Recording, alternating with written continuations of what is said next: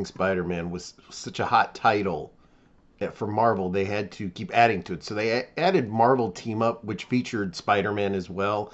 But then they decided to give him a spin-off title called Peter Parker, the Spectacular Spider-Man. You get it because there was the Amazing Spider-Man, but in this one, he was going to be Spectacular Spider-Man. Sales were good. It was a chance to launch another title.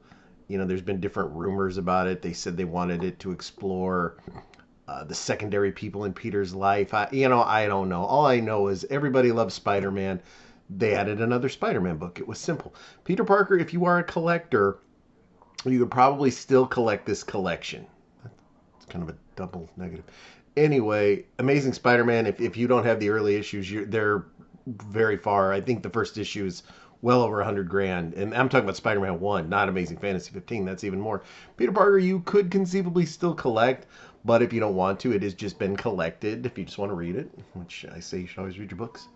Here it is. The first ever Omnibus, Peter Parker, the Spectacular Spider-Man. I went with the tarantula cover. Why don't we put this under the camera and let's just take a look at it because it's a cool book. Here we go. Peter Parker, the Spectacular Spider-Man. I went with the tarantula cover. I always thought the tarantula was cool, and it's takeoff of the very first issue. Let's take the inside the sleeve, as you can see. As always, Spider-Man's not just amazing, he's spectacular. They just stole that from me. Creator, let's take off the sleeve. And it looks like a lot of the other Spider-Man. It looks like all the other Spider-Man omnibuses. You should never read it with the sleeve. Spectacular Spider-Man 1, or just Spectacular Spider-Man Omnibus. The side, the Spectacular Spider-Man. Picture I'm taking off Volume 1. In the back, the Spider Flashlight, which doesn't use much anymore, all black.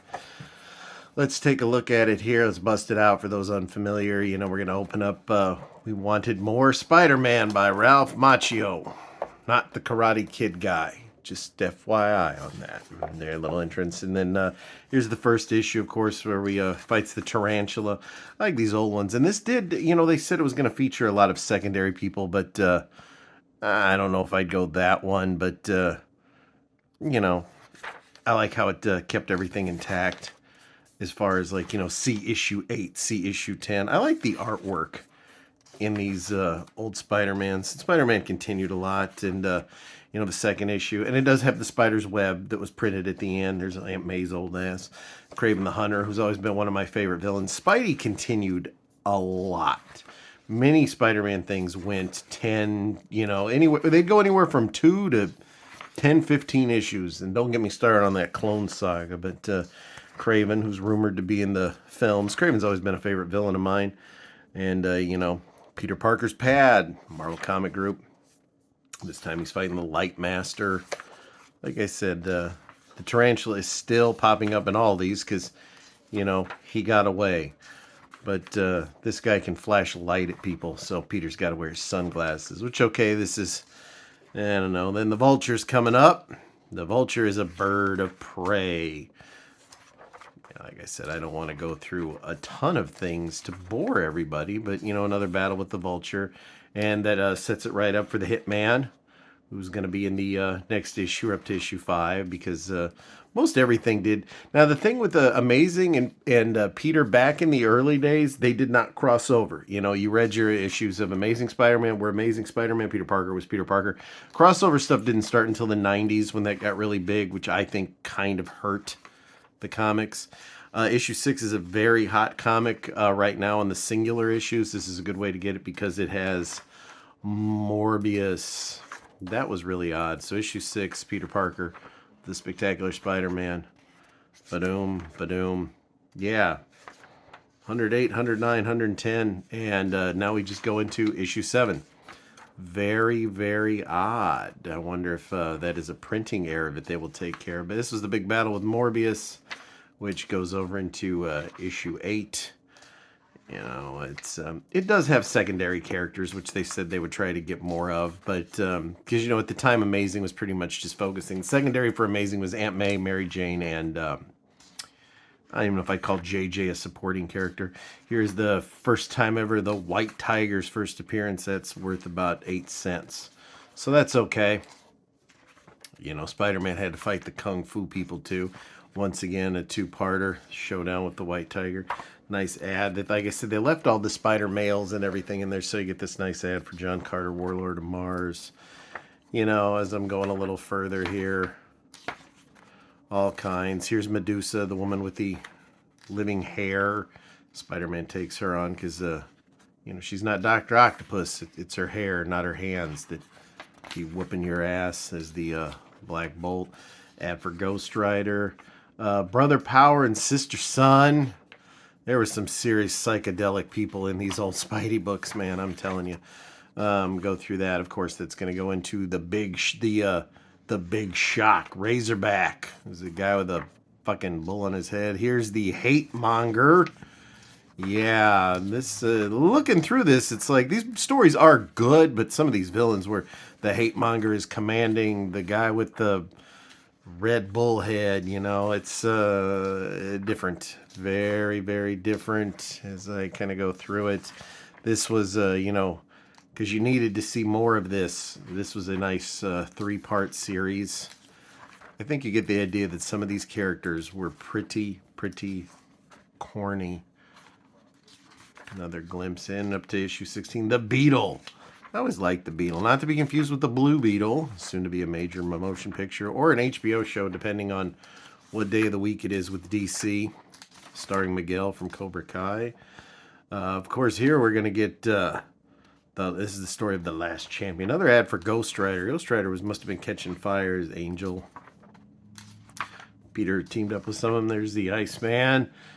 Champion gone mad. Iceman's somebody's controlling Iceman in this particular story, and he's going after Peter, as you can see. That's going to take the Enforcers are back, deadlier than ever. Who is the mysterious mastermind behind this attack? Yeah, again, low rent villains teaming up. Peter's got his shithole apartment here in full effect, and here we've got the Scorpion making his return. Scorpion's a very, very slick Marvel Legends figure from that retro line. I need to get back into doing a little more toy reviews. And Marvel's TV sensation, because now he had his cartoon, the Spider-Man and Amazing Friends, I believe, would have been on now. I don't think it would have still been the... Or maybe it was that horrible show where he shot rope. I don't know. But anyway, Moon Knight's in this one. Moon Knight is pretty much, you know, if you bought Moon Knight during the craze, you... probably kicking yourself. If you choose to collect Moon Knight, now is your time. You can pick that up pretty low. Cyclone, all of Peter's friends.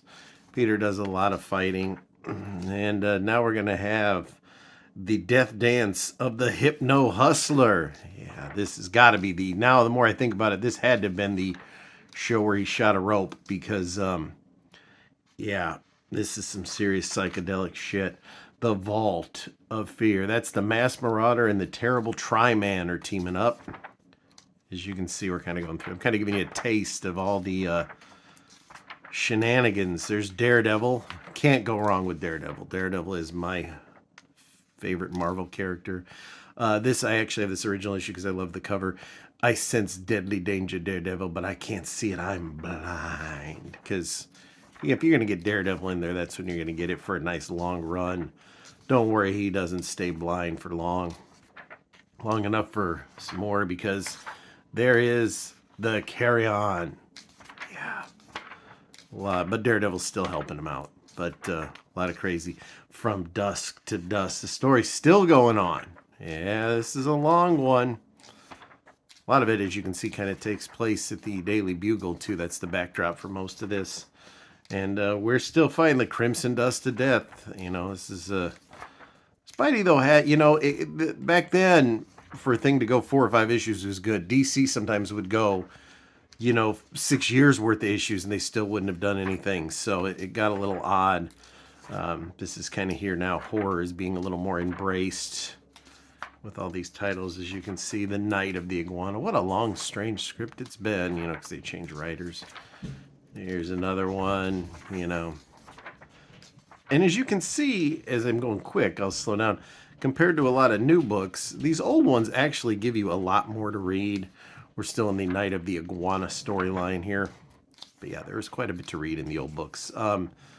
just like one of the more modern books. Another that I'm going to do next has a lot more. Now the lizard is coming here to... You need a lizard to beat an iguana. And I think you get the habit. Here's the labyrinth storyline. So quite a bit. Chapter 3, as you can see, it goes on and on. The killer bees of Swarm. Yeah, it's Swarm makes bees. As you notice, a lot of these villains have not made triumphant returns into the MCU at any time. Got to get the Swarm back here for the second issue. Let me know in the comments if I'm going too fast, if you want me to go slower. I just don't want anyone to be bored, so to speak. Dr. Octopus making his return in the arms of Doc Ock. That went on for a few issues. And here's a gallery. You know, this is always nice. The Rhino, the Shocker, the Kingpin, Silvermane, and Man Mountain Marco. That's some villains I missed. Prowler I always liked. Kangaroo can go to hell. Peter Parker's Pad. Daily Bugle. Daily Globe. There's the Empire State University. That's one small-ass university, let me tell you. Here's the first annual. You know, with, of course, Octopus. Marvel was always big on those annuals. They still are to this day. They're actually, here's this, now we go 38. Another one I have an original of because I like the cover so much. Morbius.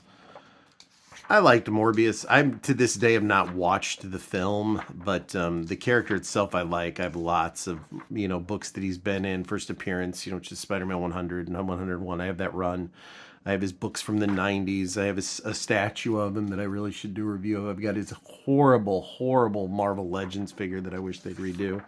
Here's Schizoid Man. He's kind of helping him fight Morbius. Here is, now Peter Parker is, he's going to be a monster. He's a lizard man, iguana. Here he's got to join forces with Giant Man to meet Meteor Man. Yeah, this is some cornball stuff, to say the least. Human Torch and Spidey were always quite the pair. And you get the idea. This was very, you know, here's the Fantastic Four 218, because Pete would pop up a lot of old black and white sketches, which it's the one thing I like about these Omnis. You know, alternate covers that people have done. Lots of different looks, more notes. Marvel Tales covers, you know, a really good job. In this book... You do get, I'll bring the sleeve back. This does collect Spectacular Spider-Man 1 through 42 in Annual 1, the Amazing Spider-Man Annual 13, and the Fantastic Four 218. So this is a lot of bang for your buck.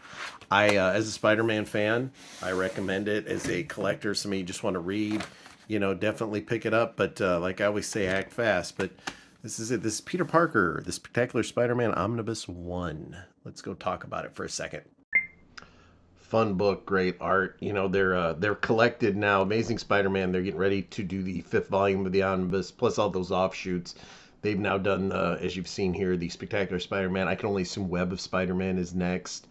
Eventually, I think Marvel's going to put everything in these Omnis because they're just fun to read. But they also go out of print fast. When they go out of print, they stay out of print anywhere from 2 to, I don't know, 8 years. So get this while you can. Pick it up at Amazon, your local comic book shop, wherever books are sold. It's a big good bang for the buck. As you can see, it's a great presentation. Pick it up, add it to your collection before it goes out of print, because then you're going to have to wait a while to get it, just like we're waiting for Amazing Spider-Man 4. With that said, hope you subscribe, leave a like, leave a comment, hopefully a good one, and we'll be back in just about 2 days.